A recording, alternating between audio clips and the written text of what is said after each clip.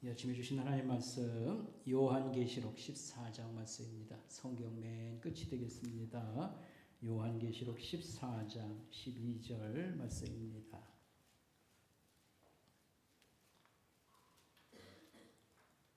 요한계시록 14장 12절 13절 말씀입니다.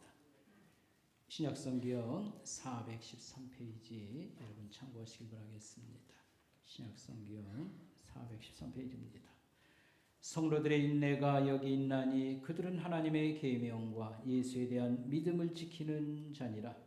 또 내가 들으니 하늘에서 음성이 나서 이르되 기록하라. 지금 이후로 주 안에서 죽는 자들은 복이 있도다 하시매 성령이 이르시되 그러하다. 그들이 수고를 그치고 쉬리니 이는 그들의 행한 일이 따름이라 하시더라. 아멘. 우리 높으신 하나님, 우리 사랑하시는 분은 아주 모든 걸 동원해서 위대하게 찬양을 해야 됩니다. 아멘. 네. 지금 제 앞에는 텔레비전 보는 것처럼 이렇게 선명한데 여기는 좀 이렇게 흑백 텔레비 보는 것 같죠? 그래서 이번에 돈을 많이 들였는데도 이렇게 좀 개선이 좀 덜 됐습니다. 음향은 최대한 잘 지금 손질이 돼서 방송실에서는 여러분 놀랄까봐 소리를 좀 1부 때는 많이 줄였고 2부 때도 그랬습니다. 더 출력을 높이면 음악당에 들어온 거하고 똑같습니다. 또 이 감독하신 분이 EBS PD 음악 이런 조예가 있는 분이 와서 해서 아주 잘 손질이 된 상태입니다. 다만 이제 영상이 꼭 여러분 흑백 텔레비 보는 것 같아서 이거 상당히 그래도 개선된 거예요. 돈을 들였음에도 불구하고. 그래서 이걸 좀 3, 4년 뒤에 LED 프로젝트로 바꾸려고 하다, 프로젝트가 아니라 전광판으로 바꾸려고 하다가 좀 개선을 좀 해야 되겠다 이런 생각을 제가 또 가지게 되었습니다. 또 제안을 또 해서 그래서 텔레비전을 조금 이거보다 작은 거라도 2개를 이렇게 달아서 매달아서 이렇게 하면 좀 규모는 작지만 그래도 선명하니까 효과가 많이 있을 것이라 이제 이런 제안을 또 해주더라고요.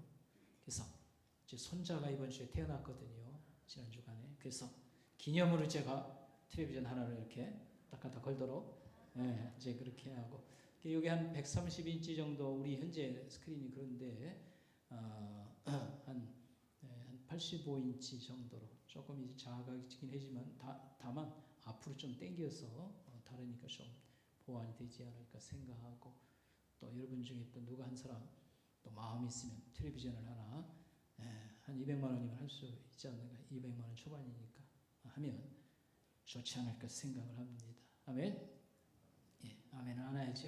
이럴 때는 오늘은 어버이 주일로 지키는 날입니다.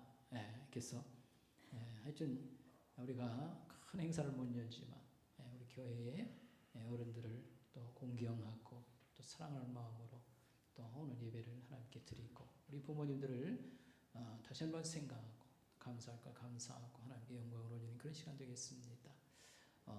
특별히 어떻게 하면 노년을 살아가실 때에 행복하게 편안한 그런 이제 이 세상 떠나실 때까지 우리가 잘 보살필 수 있을까 할 때에 오늘 주제가 이제 편안한 마지막을 한번 주제로 해서 말씀을 생각하도록 하겠습니다. 그래서 죽음도 아름답다 이런 제목 가지고 말씀을 생각하겠습니다. 낙엽은 가을의 낙엽은 아름답습니다. 근데 낙엽이 아름다운 것은 색깔이 고와서 아름다운 것도 있고요. 또 한 가지는 생의 마지막을 잘 받아들이면서 자기의 그 역할을 잘 하고 이렇게 떨어지기 때문에 이런 것들이 아름다운 면이라 말할 수 있겠습니다. 여러분 나뭇잎은 나무에게 있어서 그 영양을 만드는 공장과 같아요. 햇빛을 받아가지고 여름 내내 많은 그 영양분을 나무에다가 계속 공급해요. 그리고 많은 열매를 거둘 수 있도록 모든 그런 최고의 어떤 수고를 아낌없이 이렇게 하는 것입니다. 그리고 이제 겨울이 가까이 온다고 할 때 나무에게 부담을 주지 않기 위해서 나무에 그대로 매달려 있으면은 이제는 거꾸로 나무가 잎새기에게 영향을 줘야 되거든요. 그러니까 나무에게 부담이 되지 않게 하기 위해서 그 그들은 떠나가는 겁니다. 그래서 땅으로 전부 찬바람 불 때 다 떨어지는 겁니다. 우리 사람도 이렇게 마지막을 아름답게 유익하게 이 세상을 떠날 수는 없을까? 이런 생각을 해보는 것입니다. 근데 사람은 굉장히 복잡한 존재입니다. 우리가 죽음이라고 하는 것은 신체적으로, 육체적으로만 모든 기능이 점점 이렇게 쇠퇴하다가 그냥 호흡이 멎고 심장이 멎으면 죽는, 이게 죽음이 사실 아닌 겁니다. 사람은 죽어갈 때에 이렇게 근심과 두려움을 마음속에 정신적으로 이런 공포를 느끼기도 하고요. 그 다음에 나만 외톨이가 되어서 사랑하는 이들을 다 놓고 떠나간다. 이게 굉장히 두렵고 가슴 아픈 겁니다. 사회적 단절이라고 하는 이런 외로움, 내 곁에 있어달라, 나를 이렇게 혼자 있게 하지 말라, 이런 외로움이라고 하는 그런 심한 고통이 있고요. 그 다음에 영적 그런 고민에 빠지는 것입니다. 죽으면 나 어떻게 되는 것인가? 죽은 다음에 정말 무서운 심판이 있는 것인가? 지옥으로 가는 것인가? 천국으로 가는 것인가? 그런 영적 근심을 사람은 가지게 되는 것입니다. 우리가 사실은 평상시 생활 속에서는요, 이 죽음을 심각하게 생각할 여유조차 없어요. 그래서 늘 일이 많고 복잡하고요, 사는 것도 심취하다 보니까 생각할 여유가 없습니다. 제가 시골에서 자랐는데 간혹 시골에서는 장례 행렬이 이렇게 마을을 지나갑니다. 그래서 영구차라고 차가 아니라 이 상여에 가마처럼 메고 시신을 이제 매장, 그 산소를 이렇게 매장하기 위해서 이렇게 장례 행렬이 지나가는 것을 볼 수 있습니다. 그때 부르는 그 상여 소리, 만가라고 하는 건데, 어렸을 때 그걸 들으면서 슬픈 마음이 확 일어나는 것이지요. 북망상천이 멀다더니 내 집 앞이 북망이네. 이제 가면 언제 오나 오실 날을 알려줘. 그러면 어이 이렇게 하면서 계속 이렇게 지나가는 것이죠. 볼거리가 없을 때 상당한 구경거리지만 그 장면은 사실 눈물이 확 어린 나이에도요 이렇게 흐르게 하는 이런 것이었습니다. 자, 근데 오늘날 우리 생활은 도시에 대부분 모여서 삽니다. 그러니까 그리고 화장 문화요. 그래서 그 운구하는 그런 이런 상여 행렬을 볼 수가 거의 없다, 이렇게 말할 수 있겠습니다. 뿐만 아니라 할아버지 할머니를 모시고 살아야 노인들이 점점 이게 병이 약해가지고 어느 날 세상 떠나는 것을 보게도 되고요, 장례식도 경험하는 것 아닙니까? 그래서 초등학교나 중학교 때 벌써 이런 경험들이 있어야 되는 건데 지금은 눈 씻고 봐도 그런 게 없습니다. 할머니 할아버지하고 떨어져 살고 이 핵가족이라고 이런 형태로 살고, 또 이 편리한 것을 너무 추구하다 보니까 전문 업체에 맡겨져 있습니다. 장례라고 하는 것이. 그래서 이렇게 돌아가셨다고 해서 여러분 문상을 간다 할지라도 그냥 영장 앞에 절하고는 있지 않습니까? 금방 식사 대접, 손님 대접 한다고 그랬어요. 먹다가 보니까 죽은 이를 생각하는, 죽음 자체를 생각할 이런 아무 그런 순간이 없지 않나 생각을 하는 것입니다. 끝을 생각하며 살기라고 하는 책을 쓴 사람이 있습니다. 에린 크렘트라고 하는 사람인데, 그가 책 속에 이런 얘기를 했어요. 죽기 전에 1년 시간이 주어진다고 하면, 1년 후에 죽는다면 난 무슨 일을 할까? 할 때에 세상 한 바퀴 돌며 여행을 하고 죽을 것이다, 이런 생각을 했다고 했습니다. 여행하며 볼 것도 좀 보고 먹을 것도 좀 먹고 그렇게 정리를 하겠다 생각을 했다고 그랬습니다. 그런데 정작 자기가 암에 걸려서 죽음이 딱 가까이 놓였다고 생각할 때 그건 다 지나간 생각이고 자기는 전혀 다른 생각을 하게 되었습니다. 1년 동안 나는 사랑하는 사람들을 좀 더 만나고 경험하기를 원한다. 가족이나 친구, 그들의 얼굴을 좀 또 함께 있는 시간이 더 필요하다, 이런 생각을 했다고 했습니다. 평상시 중요하다고 생각하던 것이 죽음이라는 현실이 가까이 오면 완전히 다 뒤바뀐다. 이런 얘기를 하게 된 것입니다. 죽음이라고 하는 거에 너무 멀찌감치 있다고 생각하고 우리가 뭐 살다가 죽는 건 인정하지만 실제적으로 거의 잊고 사는 게 대부분이고 그렇기 때문에 이것은 여러 가지 좋지 않은 경험이 될 것이다. 그래서 얘기도 꺼내지 말자. 이런 가운데 우리가 살아가고 있습니다. 그러나 이 현실을 이렇게 잘 또 직시하고 여기서도 유익한 점이 있는가? 또 어떤 준비가 필요할까? 이런 생각을 우리가 가지면 여기서 얻는 유의감이 많다. 이렇게 말할 수가 있겠습니다. 그 중에도 시간의 소중함. 우리가 여러 가지 소중한 게 많이 있습니다만 이 시간이라고 하는 것, 우리의 그 일생이라고 하는 그런 시간들은 하나님이 주신 선물이고 또 이걸 다 쓰면 우리는 이걸 누릴 수도 없고 또 만들 수도 없는 그런 가운데 있습니다. 그래서 시편 90편에 볼 것 같으면 인생의 허무함과 그 다음에 여러 가지의 시간의 그 짧음에 대한 그런 말씀이 있는데요. 우리에게 우리 날 계수함을 가르치사 지혜의 마음을 얻게 하소서. 시편 90편에 나오는 말씀입니다. 우리의 날 계수함을 가르치소서. 우리의 년수라든지 또 날수를 한번 생각해 볼 수 있는 마음을 주셔서 지혜를 얻게 했소서. 근데 이제 쉬운 성경에는 이걸 아주 잘 번역했어요. 인생이 얼마나 짧은지를 알게 해 주셔서 지혜의 마음을 얻게 해 주세요.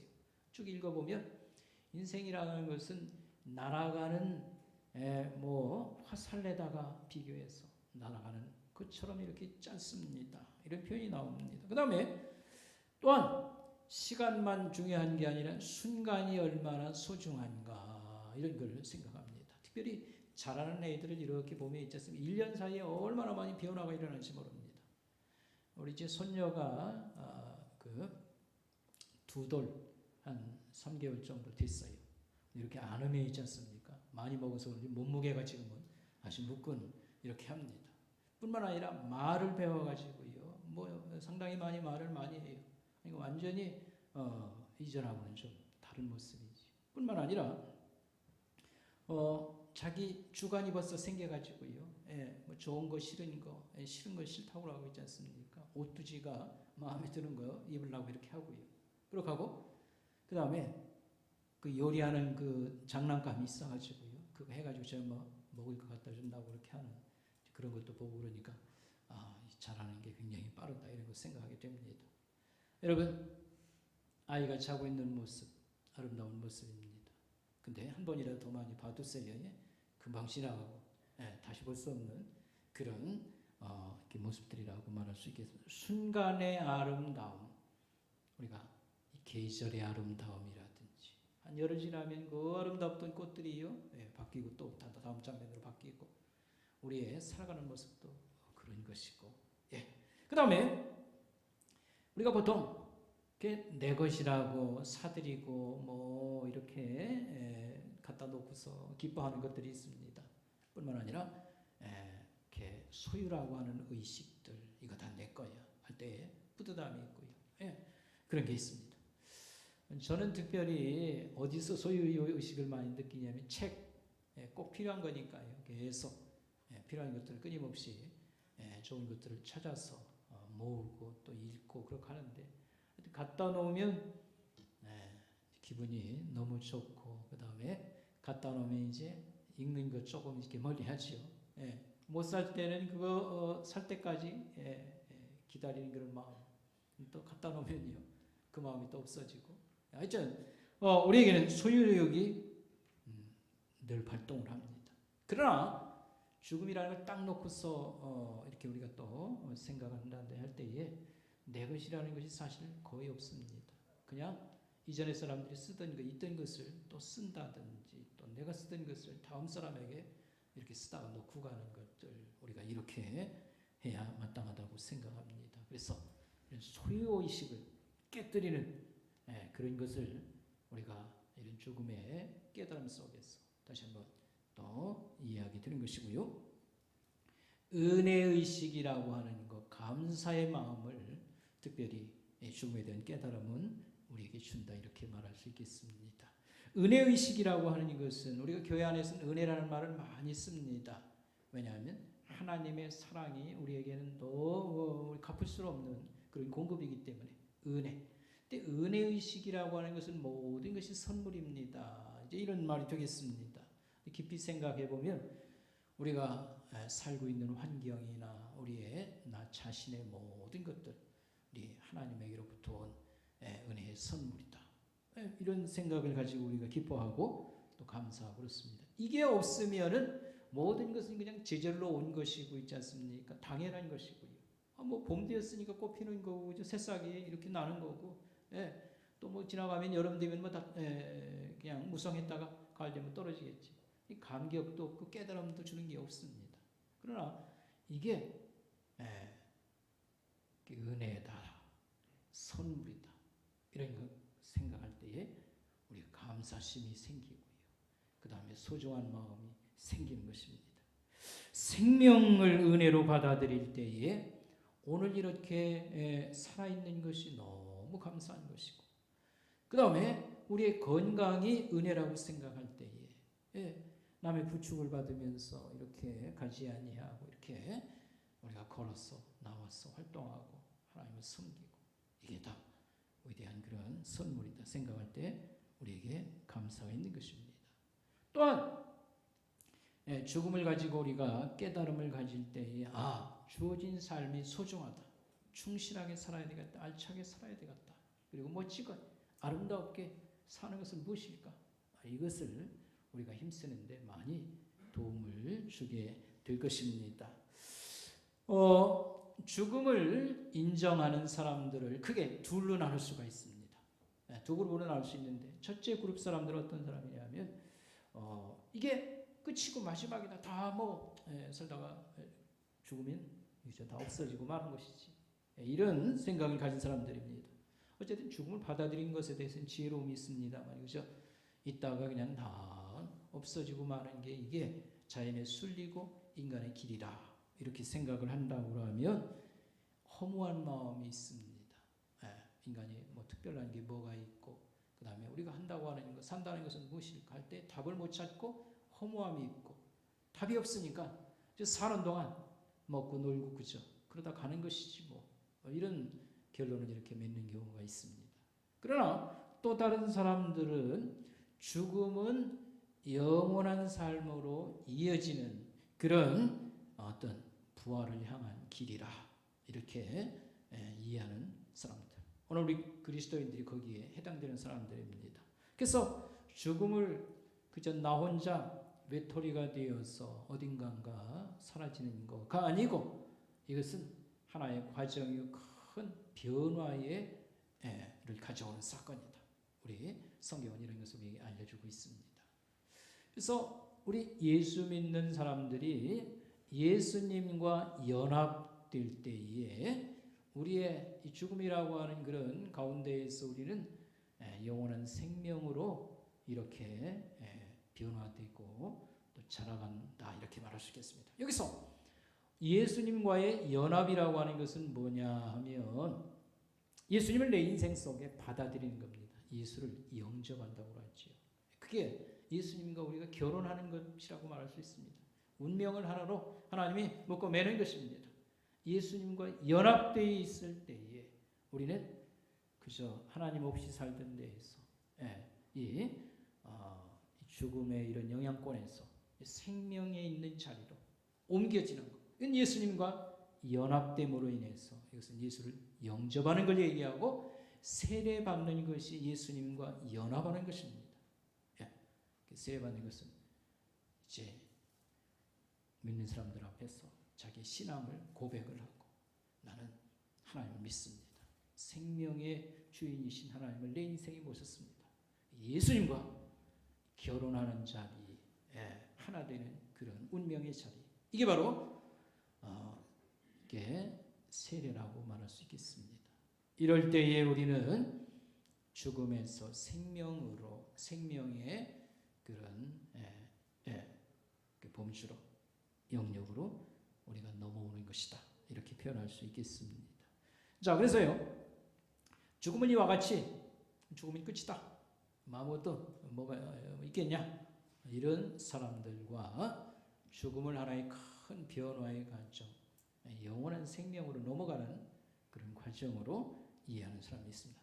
특별히 성경 말씀은 우리에게 죽음에 대해서 여러 가지 이해할 수 있는 말씀들을 주십니다. 그 중에 대표적인 게 죽음은 잠이다, 이런 가르침이 있습니다. 예수님께서 야이로의 딸이 죽었을 때 가셔서 그를 이렇게 살려주시는데 도착해서 하신 말씀이 이겁니다.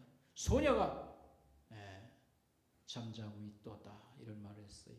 소녀가 잠자고 있다. 이 잠이라고 하는 것은 무슨 의미를 가지고 있냐면 지금 쉬고 있다. 안식의 의미, 죽음은 안식에 들어간다. 뭐 이런 걸 가르쳐 주고요.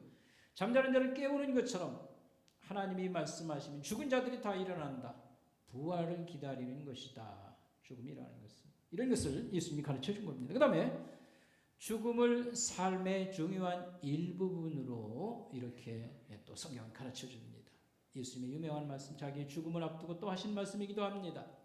하늘의 밀알이 땅에 떨어져 죽으면 많은 열매를 맺고 죽지 아니하면 하늘 그대로 있고 죽으면 많은 열매를 맺느니라, 이렇게 말씀했습니다. 예수님의 죽음은 우리에게 많은 유익을 가져다 줍니다. 우리 죄 문제도 해결하고요. 그 다음에 우리를 하나님에게 그야말로 딱 갖다 붙이는 이런 어떤 역할도 이렇게 하고 하는 것이지요. 여러분 아까 그 나뭇잎 얘기를 했습니다. 낙엽 얘기. 낙엽은 겨울이 올 때에 나무를 보호하기 위해서 자기들이 떠나는 겁니다. 뚝 떨어지는 겁니다. 뿐만 아니라 떨어진 낙엽은 땅에 떨어져 썩어짐으로 다음 새싹이 돋아나는데 거름으로 사용되는 겁니다. 그러니까 얼마나 참 그 죽음이 귀한 것인가, 이런 걸 우리가 생각할 수 있습니다. 그러니까 하나님이 이 세상을 지을 때 위대한 생명의 원리들이요. 여러분 모아놔 놓고 생각해도 버릴 게 없어요. 버릴 게 없는 게 뭐 얼마나 많이 있습니까? 그러니까 나무에 붙어있는 잎사귀, 제가 몇 가지로 설명했습니다만 죽음을 통하여서 자기들이 떠남으로 인해서 겨울을 지나는 나무를 보호하고 그 다음에 떨어져 썩어짐으로 그 다음에 다음 해에 싹이 돋는데 거름으로 사용된다. 그래가지고 죽음 자체도 여와 같은 많은 유익을 가져옵니다. 예수님의 죽음은 우리에게 말할 수 없는 이런 혜택과 축복을 가져온 것이고 우리의 죽음 역시 이와 같은 역할을 할 수 있는 겁니다. 그래서 삶이라고 하는 큰 그런 사이클의 중요한 부분이 또 죽음이 될 수 있다, 이렇게 말할 수가 있겠습니다. 그 다음에 죽음의 해결책은 무엇일까라고 하는 말씀이 되겠습니다. 여러분 어쨌든 죽음은 성경이 말합니다. 이것은 자연스럽게 처음부터 있었던 것이 아니다. 인간이 하나님이 지을 때는 하나님의 특징, 형상을 받았을 뿐만 아니라 영원히 사는 그런 축복 밑에 지어진 존재인데 중간에 하나님께 범죄하고 하나님께 도전해서 우리가 벌을 받게 되고요. 그런 형벌이 죽음으로 온 것인데 자연스러운 것은 아니다, 이렇게 말을 합니다. 그러면 이 죽음 문제에 대한 해답은 무엇인가 할 때에 죽음에서 다시 하나님이 일으키시는 부활이 답이라고 말할 수 있겠습니다. 그래서 여러분 우리가 부활주일 때에도 하나님의 부활 약속에 대한 말씀도 생각했습니다. 그리고 대표적인 것이 이사야의 말씀입니다. 그래서 하나님께서 이렇게 약속했습니다. 내가 사망을 영원히 멸하리라. 내가 죽음을 치워줄 것이다, 이렇게 말씀했습니다. 그 약속이 우리 주 예수님의 이 땅에 오셔서 하나님의 아들로 오셨어요. 저가 죽고 부활하심으로 죽음을 치우시는 사건을 만든 것이고 예수님을 믿는 자, 저와 연합되어서 하나 된 자마다 두 번째, 세 번째 열매로 이 부활을 경험하고 이제 하나님께서 세워주신 그렇게 될 것입니다. 그래서 예수님께서 특별히 죽은 나사로를 살릴 때 요한복음 11장에서 하신 말씀, 나는 부활이요 생명이니 나를 믿는 자는 죽어도 뭐한다? 산다. 살아서 나를 믿는 자는 영원히 죽지 아니한다. 영생에 들어간다. 이런 약속을 줬습니다. 그래서 죽음의 해결책은 하나님이 우리에게 약속한 대로 그걸 치워주시는데 죽은 자를 하나님께서 또 다 일으키셔서 부활케 함으로 이게 답이다 라고 하는 말씀이 되겠습니다. 오늘 성경 말씀은 요한계시록 14장의 말씀입니다. 여러분 성경 다시 한번 보시길 바랍니다. 오늘 본문 말씀 12절 먼저 보겠습니다. 성도들의 인내가 여기 있나니 그들은 하나님의 계명과 예수에 대한 믿음을 지키는 자니라. 13절을 지금 설명하기 위해서 12절 말씀을 우리가 먼저 생각하는데 하나님 믿는 예수 믿는 신자들 성도들의 뭐가 필요하다? 인내가 필요하다 이런 말씀이 있습니다. 오래 참음이 필요하다 이런 말씀이 있습니다. 근데 이 가령 다시 오시는 예수님을 우리가 기다리고 참는다든지 하나님이 큰 일을 이루실 것을 우리가 기다리고 참을 때에 버스 기다리듯이 아무 생각 없이 막막하니 이렇게 그저 시간만 보내는 그런 기다림을 우리가 살 것이다. 그 얘기 아니라는 겁니다. 우리가 하나님을 기다릴 때에 예수를 믿고 하나님 그 기다릴 때에 우리는 두 가지를 얘기했습니다. 하나님의 계명과 예수를 믿는 믿음을 끝까지 지켜야 된다. 이 얘기를 하고 있습니다. 하나님의 계명과 그 다음에 예수 믿는 믿음을 끝까지 지켜내야 된다. 사실 오늘 얘기는 앞에서부터 읽어야 돼요. 8절부터 쭉 읽어야 얘기가 연결이 되는데 그 마지막 13절 말씀 예수 믿고 죽은 자가 복되다 그걸 여러분에게 소개하기 위해서 12절 13절을 읽었는데 이게 오래 참음이 필요하다라고 하는 말씀은 당시에 이 처음 요한계시록의 말씀 이 편지를 받은 사람들이 어떤 상황에 있었냐면 신앙에 여러 가지 박해를 당하고 위협을 당하고 있습니다. 그래서 앞에 보면 그 8절에 바벨론이 멸망한다 그런 얘기가 나옵니다. 이것은 당시에 로마 제국을 이렇게 상징적으로 일컫는 거고요. 9절에 우상 숭배하지 말 것을 또 얘기를 하고 있습니다. 그러니까 처음 이 요한계시록의 이 말씀을 받은 사람들은 신앙적으로 많은 위협과 신앙생활에 이 공포를 느끼면서 어려움 속에서 예수를 믿은 것입니다. 그래서 성도의 인내가 필요하다. 그런데 그 성도들은 그냥 멀쩡하니 세월만 죽이고 좋은 날 오기를 기다리는 그런 식으로 기다리는 게 아니고 하나님의 계명을 지키고 계명은 1계명과 2계명입니다. 내 앞에 다른 신을 두지 말라. 우상을 다른 신상을 섬겨서는 안 된다. 이 하나님의 계명을 지키면서 예수 믿는 신앙을 끝까지 변질되지 아니하고 지키는 사람들은 이와 같은 그런 날을 볼 것이라. 이게 바로 12절 13절의 말씀인 것입니다. 그래서 하나님의 최후의 심판날을 보게 될 것이고 그들은 소망하는 그런 영광을 보게 될 것이라 이런 말씀입니다. 여기서 인내에 대해서 강조하고 있어요. 오래 참음, 신앙생활에는 오래 참음이 필요하다. 이걸 지금 말을 하고 있습니다. 여러분 그 인쇄물에 보면 오늘 그 말씀 주보 안에 인쇄물이 있죠. 오른쪽 페이지 맨 밑에 보면 야고보서 5장 7절 말씀이 있어요. 우리 한번 같이 읽어볼까요? 야고보서 5장 7절 시작. 그러므로 형제들아 주께서 강림하시기까지 길이 참으라. 보라 농부가 땅에서 나는 귀한 열매를 바라보고 길이 참아 이른 비와 늦은 비를 기다리느니라 하겠습니다. 농부의 오래 참음을 예를 들은 겁니다. 농부가 씨를 뿌리고 가을에 추수를 기다리고 추수 때에 또 그 전에 비가 와줘야 되거든요. 그 비를 기다리고 추수를 기다리지 않냐 해서 농부가 오랜 동안 기다림으로 그 대가 보상을 이렇게 받는 그런 기쁨이 있다. 이런 말씀을 하고 있습니다. 뒷장으로 넘어가면 여러분 그 야고보서 5장 1절이 아니라 사실은 11절이에요. 이거 잘못 나왔으니까 제가 읽을 테니까 여러분 듣기만 하세요. 보라, 인내하는 자를 우리가 복되다 하나니 너희가 욥의 인내를 들었고 주께서 주신 결말을 보았느니라 그랬어요. 여러분 구약의 욥기서 기억나죠? 욥이 말할 수 없는 어려움을 당했습니다. 하나님 있다가. 그런데도 저가 위태위태 넘어질 것 같으면서도요 끝까지 나아갔어요. 그래서 하나님의 그런 보답, 하나님이 주시는 결말을 그가 보았지 않냐.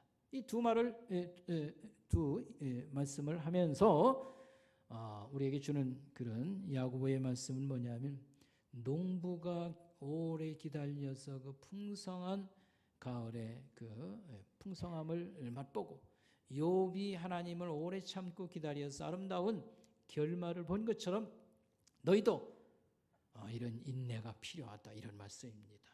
처음 이 편지를 요한계시록의 말씀을 듣던 사람들은 로마 제국의 나라를 빼앗기고요, 그 다음에 황제를 숭배하라고 막 요구하는 거예요. 여기 이제 짐승이 9절에 나오는데 짐승은 로마 황제, 로마의 왕을 얘기하는 겁니다. 그리고 바벨론은 로마 제국을 말하고요.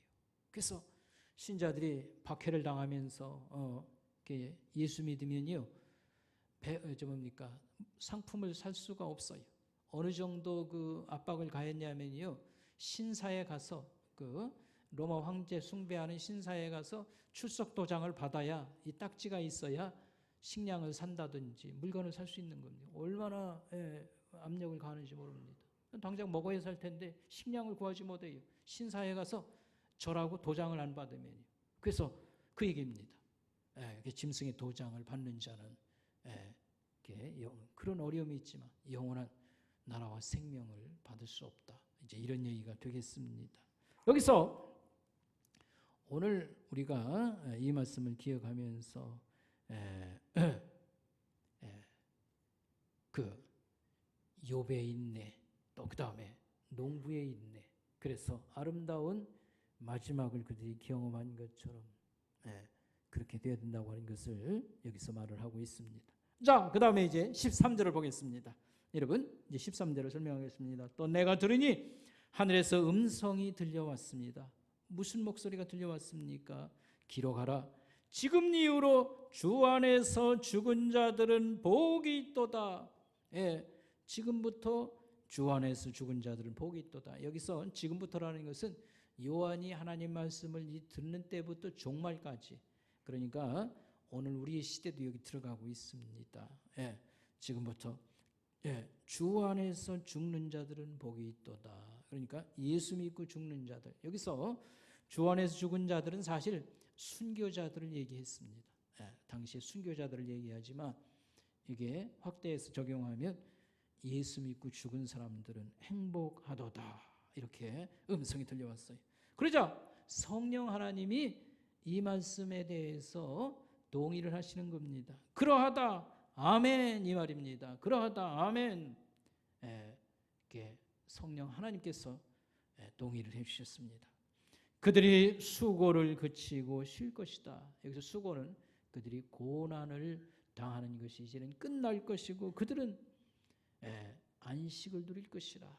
평화와 놀라운 그런 영광의 그런 삶을 살게 될 것이라. 이는, 여기 이는이라고 번역했습니다. 왜냐하면 이런 뜻입니다. 왜냐하면 그들이 행한 일이 그들을 따라가기 때문이라. 그들이 행한 건 뭡니까? 하나님의 계명과 예수 믿는 믿음을 끝까지 지킨 거, 그게 바로 그들이 영원한 안식에 들어가고 승리와 영광이 들어가게 된 이유가 된다, 이런 말씀입니다. 여러분, 여기서 우리가 이렇게 한 가지 생각해 볼 게 있습니다. 처음 요한이 전해주는 요한계시록의 말씀 받은 사람들은 제가 설명한 것 마냥 예수 믿는 게 중간부터 어려워지기 시작한 겁니다. 황제 숭배를 강요하면서 거기 가서 절하고 오지 않은 사람, 도장받지 않은 사람은 식량을 사지 못하고 생필품을 사지 못하게 했어요. 그러니까 죽지 않으려면 로마 황제 숭배를 위해서 신사에 꼭 나와야 된다, 그런 얘기죠. 얼마나 이게 위협을 당하는 겁니까? 그런데도 거기 가서 절하고 그러면 하나님 영생에 이르지 못한다고 하는 그런 말씀을 하면서 너희가 박해가 있을지라도 참고 기다려야 된다, 이런 말씀이 되겠습니다. 우리가 이런 생각을 할 수 있어요. 그 당시 신자들은 정말 어렵겠네요. 예수 믿기가 정말 힘들었겠네요. 근데 우리는 뭐 좋은 시대를 만나서 그런 게 뭐 없으니까 라고 생각하지만 우리 역시 똑같습니다. 우리에게도 우리 신앙을 위협하는 짐승의 압력이 있습니다. 여기서 왕들, 황제들이 백성들을 이런저런 밑으로 신앙을 박해했었는데 지금도 마찬가지입니다. 지금은 박해라기보다는 유혹이라고 말하면 되겠습니다. 그래서 권력과 또는 이 재물, 이 경제라고 하는 이 힘을 가지고 우리를 압박을 하는 것입니다. 그래서 권력, 여러분 우리가 학교 다닐 때 뭐 줄반장이라도 하고 뭐 그러면 있지 않습니까? 뭐가 된 것 마냥 우쭐하고 그러지 않습니까? 우리 사회생활 하는데도요. 괜찮은 자리에 올라가면 이제 사는 무슨 길이 열린 것 같고요. 그 다음에 큰 인물이 된 것 마냥, 그게 바로 권력이라고 하는 것입니다. 뿐만 아니라 여러분 코로나 사태에 의해서도 우리 생계에 위협을 받으니까 우리가 어떻게 해야 될 것이냐, 매우 당황스럽고 신앙에 여러 가지 어떤 갈등이 생깁니다. 이게 바로 권력과 재물, 경제의 위협이, 유혹이 끊임없이 오늘 우리에게도 이렇게 압박을 가해서 좀 직장 문제가 좀 이렇게 어려운 문제가 생겼다, 경제적인 생활에 이렇게 난관이 생겼다 그러면요, 그게 첫째가 되고요. 하나님 믿는 신앙은 밀려납니다. 두 번째, 세 번째로. 이런 식으로 우리가 살아가고 하면 안 된다고 하는 겁니다. 우리에게는 하나님이 중요하고 우리의 영혼은 생명이 중요하므로 어려움 가운데서도 우리가 다른 신을 숭배해서 안 되고 예수 믿는 신앙을 버리는 일을 해서는 안 된다, 이런 말씀을 우리에게 여러분 주고 있습니다. 여러분에게 이미 말씀을 드렸습니다. 목사에게 제일 두려운 게 있다고 하면 평생 모든 거 포기하고 우리 신자들 돌본다고 목사가 되었는데 신앙생활 10년, 20년 이렇게 예수 믿는 사람들 대부분인데 하나님 앞에 다 안 왔어요. 하나님 앞에 다 안 왔어요. 교인 중에 3분의 2만 왔어요. 3분의 1은 다 어디 간 겁니까? 제가 잘못해서 못 온 것이 뭐 그게 아닙니다. 목사에게는 책임이 또 없겠습니까? 여러분도 마찬가지가 되겠습니다. 내가 그래도 예수 믿는다고 예배도 드리러 가고요, 뭐 헌금도 내고 봉사한다고 그래도 이렇게 했는데 하나님 앞에 갈 수 없다고 그러면 이게 얼마나 비참한 것입니까? 여기서 중요한 것은 우리 신앙을 계속 여러분 불안하게 만들고 예수 믿는 것은 그때 가봐야 뭐 결론이 난다, 그 얘기가 아닙니다. 하나님 분명히 약속한 바가 있어요. 그렇지만 우리가 좀 어려움에 봉착하고 심각해졌다고 해서 하나님 믿는, 예수 믿는 신앙이 자꾸 뒤로 밀려가지고 있지 않습니까? 이때는 이게 중요하고 저 때는 저게 중요하고, 그래서 하나님 믿는 신앙이 거기 진실성이 담기지 아니하고 우리가 소중함을 인정하지 아니하면 우리가 하나님 앞에 올 수 없다고 하는 이런 말씀이 여기 있는 것입니다. 그래서 더 자세한 8절부터의 설명은 오늘 저녁 예배 때 제가 좀 더 이사야의 말씀하고 연관이 있으므로 드리도록 하고요. 요점은 어려움이 있어도 이 신앙 끝까지 지켜야 된다. 하나님이 우리에게 구원의 위대한 선물을 주셨어도 이걸 우리가 잘 간수하고, 여러 가지 어려움은 우리에게 끊임없이 다가오는 것인데 이걸 지켜낼 때에 하나님 앞에 우리가 다 영광 속에 이르게 된다. 말씀은 이것입니다. 죽음은 가장 큰 선물이다. 아니고 무슨 그런 말이 있습니까? 죽음이 무슨 큰 선물입니까? 여러분 이렇게 생각하면 됩니다. 죽음의 문을 통과했더니 문이 확 열렸습니다. 우리가 소망하던 그런 나라와 하늘 아버지가 우리를 영접하고 있고요. 그 다음에 영원한 그런 생명이 이어지는 것을 경험하게 되고 우리가 알지 못하고 의심하고 불안했던 모든 것을 다 알게 되는 세상, 얼마나 위대한 세상이 이렇게 다가오고 펼쳐지는가. 죽음은 알 수 없는 그런 공포 속에 불가지한 것이 아니라 하나님 성경에서 보여준 대로 변화와 놀라운 문이 열려지는 하나의 과정이다. 그러니까 죽음은 가장 귀한 선물이다. 이렇게 표현할 수가 있습니다. 우리가 영원한 생명을 알 때에 이게 바로 이 죽음 앞에서의 여러 궁금증이나 이 불안한 것을 해소할 수 있는 유일한 길은 무엇인가? 이 두려움에서 근본에도 코로나 사태 여러분 많은 것을 생각한 줄 알았는데 결국은 그냥 이 전염병이 갑자기 많이 돌면서 노인들이 많이 죽은 겁니다. 그러니까 이거 젊은 사람이나 뭐 떼죽음 계속 할 거 아니냐. 이 죽음 문제가 우리를 뒤흔들어 놨지 않습니까? 네, 여기에 대해서 우리가 어떤 답을 찾는다고 하면 영원한 생명이라고 하는 것을 우리가 알게 되고 믿을 때에 답을 찾는 것이라고 말할 수 있겠습니다. 영생, 부활에 대해서 가장 강력한 증거는 무엇일까 할 때에 예수 그리스도가 하나님의 아들이 오셔서 죽고 부활하심으로 사람은 죽고 끝나는 게 아니라 부활이라고 하는 것을 경험할 수 있다고 하는 것을 우리에게 보였었고요. 그 다음에 부활은 우리의 영원한 세상이 있다고 하는 것을 우리에게 보여주실 것입니다.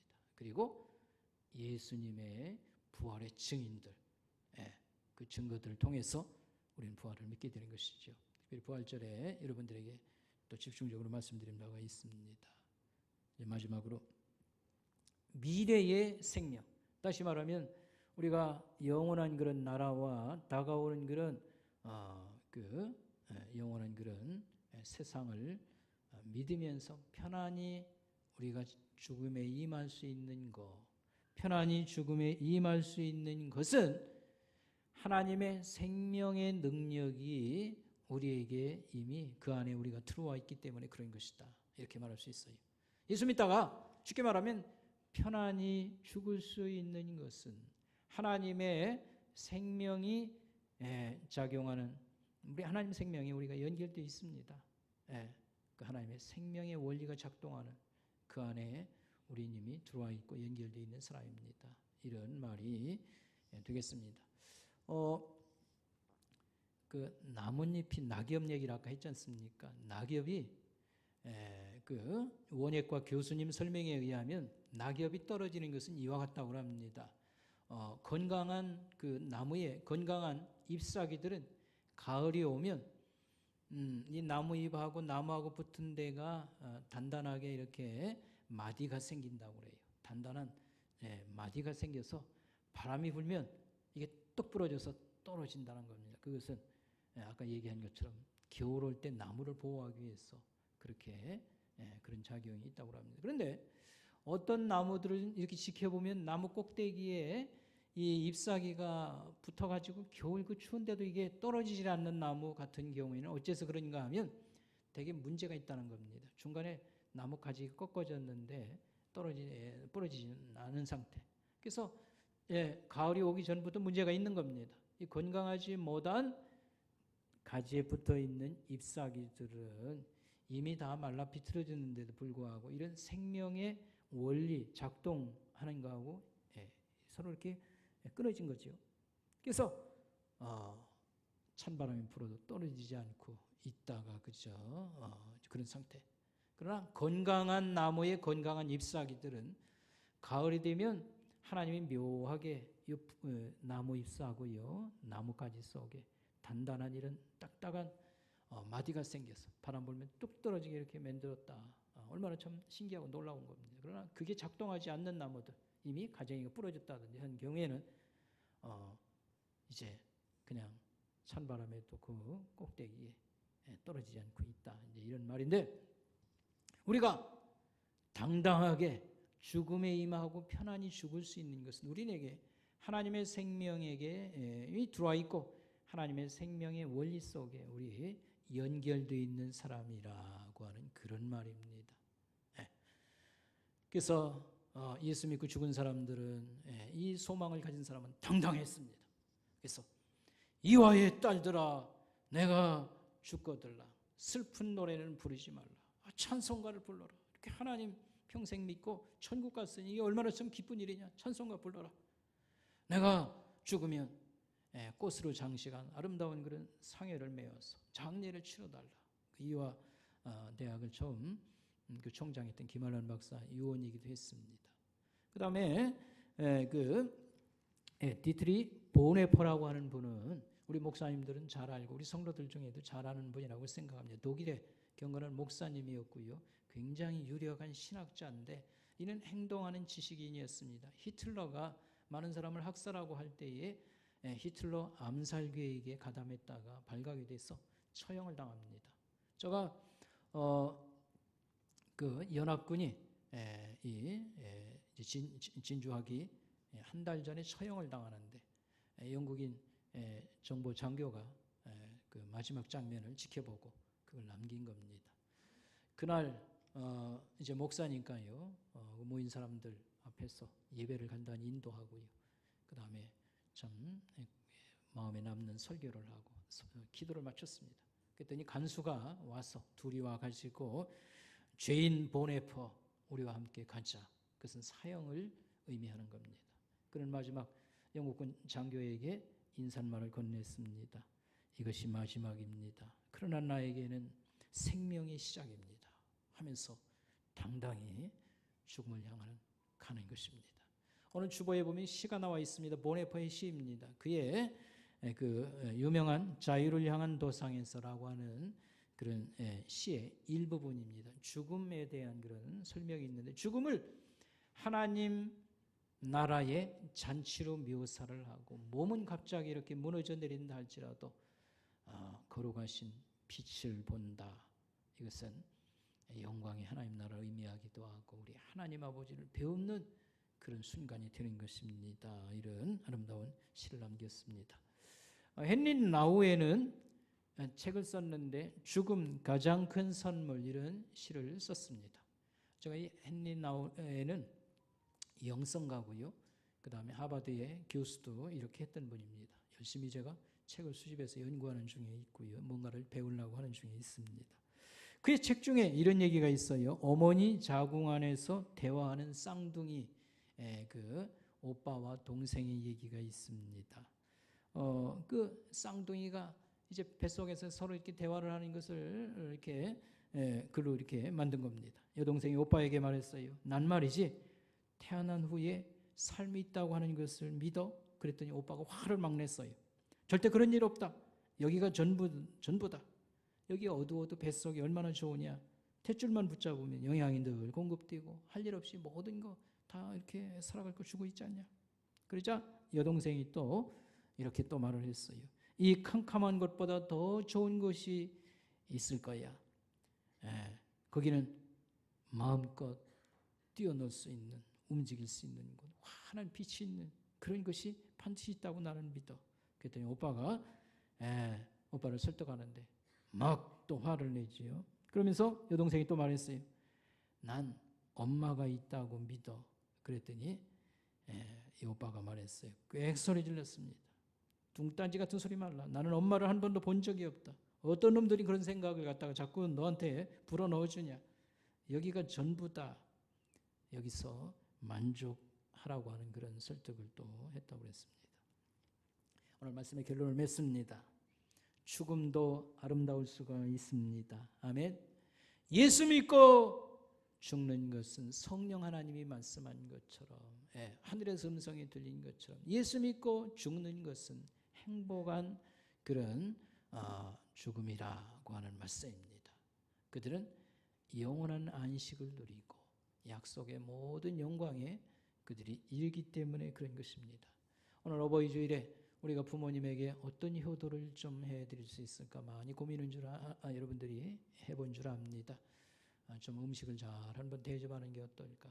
그저 좋은 옷 못 입은 것 좀 이렇게 해서 옷을 한번 잘 이렇게 사다 드리면 어쩔까. 이런 고민도 하고 내 손으로 잘 봉양을 못 했으니까 좀 잘 서비스할 수 있는 요양원이 좀 있는가, 또 많이 아파서 하니까 좋은 의료 서비스를 좀 받을 수 있도록 이런 걸 제공해 주면 어떨까. 여러분 고민이 많은 줄 아는데 어쨌든 우리가 할 수 있는 것을 최대한 하시고요. 그러나 잊지 말 것은 가장 큰 효도는 예수 믿고 소망 중에 기쁨을 가지고 기대를 가지고 당당하게 사시다가 편안한 종말을 맞이하도록 돕는 데 있습니다. 근데 그 도움이라고 하는 것은 건강이 조금 남아있을 때 지금 해야 됩니다. 그리고 서로 대화가 좀 충분히 의사소통이 가능할 때 지금 해야 되는 것입니다. 그래서 예수 믿도록 많이 도와드리는 것, 여러분이 마지막 또 해야 될 큰 일이라고 생각합니다. 기도하겠습니다. 하나님 아버지 은혜를 감사합니다. 미천한 저희들 이 땅에 태어나서 또 여러 가지 또 사명과 책임도 줄 수 있고 행복과 보람도 가지게 했거니와 죽음도 우리에게 소중한 의미가 있는 과정이라고 하는 것을 알려줄 수 있고, 또한 하나님 또 이런 목적에 충실해서 우리가 살아가는 일을 잘 감당할 수 있도록 도와줄 수 있고, 특별히 연세가 많으신 우리 노인 성도들을 잘 돌봐드리는 우리 선목교회가 되게 하옵시고, 또 늙으신 부모님들 끝까지 잘 봉양하고 또 예수 믿도록 많이 돕고 힘쓰는 우리 성도들 다 되게 하여 주시옵소서. 예수님의 이름으로 감사하며 기도드리옵나이다. 아멘.